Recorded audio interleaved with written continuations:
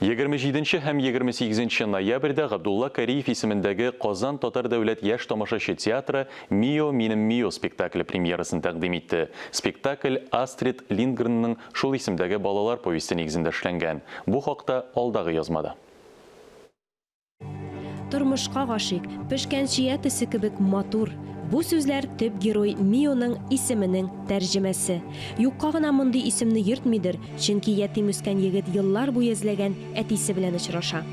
Премьера ул зур сынау һәм ул артистлар өчен генә түгел, беренче чиратта җитәкчелек өчен дә, бигрәк тә чакырылган режиссерлар килгәндә. Иң мөһиме тамашачы килсен иде, чөнки без алар өчен эшлибез, бигрәк тә яшь буын өчен. Бу 33-нче театр сезоны башыннан 3-нче премьера. Спектакльне Санкт-Петербургтан чакырылган иҗади төркем әзерли.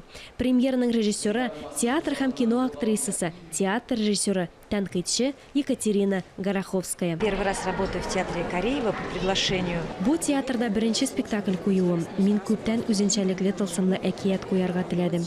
Монда труппаның һәм минем теләгебез туры килде. Кабат бу театрда яңа спектакльләр куяр идем. Актерлар белән бик җылы мөнәсәбәттә. Алар көчле профессионаллар. Идегез бер-беребезгә игътибарлы булыйк, бер-беребезне яратыйк һәм безнең спектаклебездә менә шушы мәхәббәт турында, балаларга булган мәхәббәт турында булачак дип, менә шулай өндәде ул безгә. Һәр көнне безгә шуны исебезгә төшереп торды. Танылган әкиятче үз әсәрендә, яратуда, мәхәббәттә, һичшиксез барлык кешеләрдә мохтаҗ, дөньяны иң авыр минутында да саклап калучы хис икәнен тагын бер кат исбатлый.